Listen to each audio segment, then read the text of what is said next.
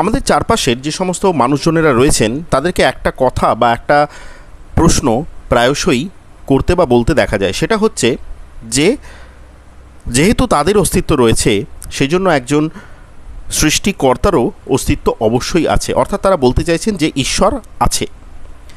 এখন এই বক্তব্যের পরিপ্রেক্ষিতে একটা কথা বলা যায়, সেটা হচ্ছে যে ধরে নিন একটা বাড়ি রয়েছে, আপনার সামনে একটা আপনি বাড়ি দেখতে পাচ্ছেন। এখন এই বাড়িটা কিভাবে তৈরি করা হয়েছে, কে তৈরি করেছে, কী কী উপাদান লেগেছে, এগুলো কিন্তু কম বেশি সবকটাই আপনি জানেন, কারণ আপনি আপনার চারিদিকে প্রচুর বাড়ি তৈরি হতে দেখছেন।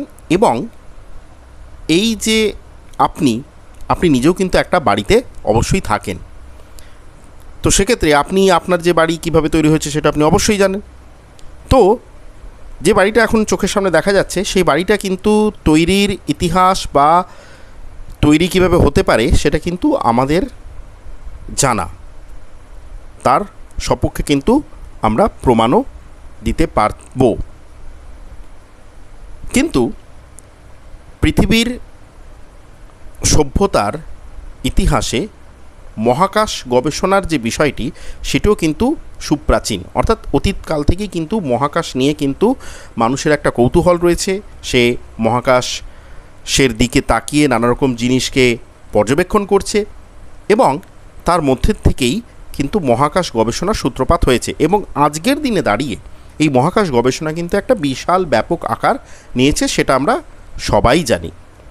এবং এখানে এই মহাকাশ গবেষণার কাজে কী কী ব্যবহার করা হয় না, মহাকাশ গবেষণার কাজে ইন্টারন্যাশনাল স্পেস স্টেশন ব্যবহার করা হয়, রেডিও টেলিস্কোপ ব্যবহার করা হয়, কৃত্রিম উপগ্রহ ব্যবহার করা হয়, মহাকাশ যান ব্যবহার করা হয়।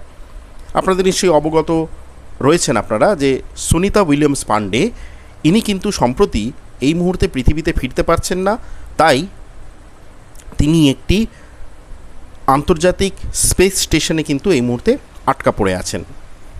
এবং আমরা দেখেছি উপগ্রহকে পাঠাতে ভারতের তরফ থেকেও প্রচুর উপগ্রহ আজ অবধি মহাকাশে পাঠানো হয়েছে, মহাকাশ যান পাঠানো হয়েছে এবং আমরা দেখেছি যে চাঁদের মাটিতে মানুষকে পা রাখতে। এবং এই এত কর্মকাণ্ড হচ্ছে, এই এত কর্মকাণ্ডের মধ্যে কোথাও কিন্তু ঈশ্বরের অস্তিত্বকে খুঁজে পাওয়া যায়নি।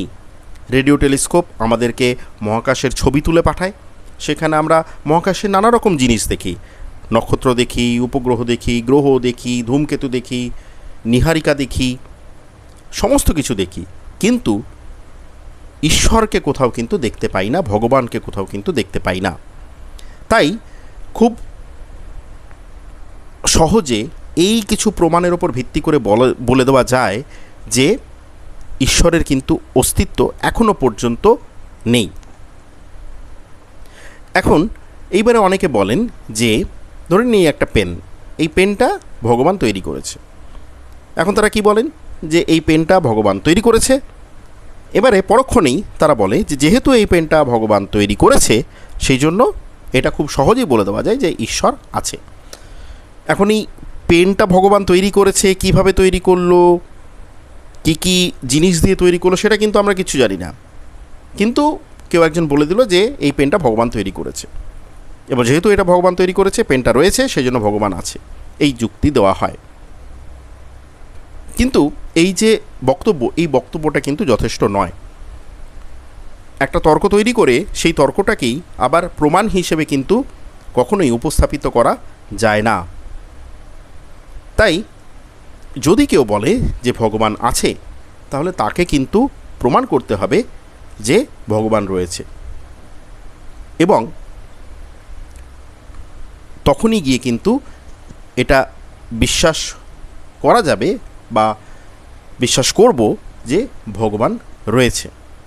কিন্তু যতক্ষণ পর্যন্ত এই প্রমাণটা পাওয়া যাচ্ছে যে ভগবান আছে, ততক্ষণ পর্যন্ত এই বিশ্বাসটা করার কোনো কারণ নেই যে ভগবান আছে, সৃষ্টিকর্তা আছে, এই ধারণাটা বিশ্বাস করার কিন্তু কোনো কারণ নেই। সবাই ভালো থাকবেন, ধন্যবাদ।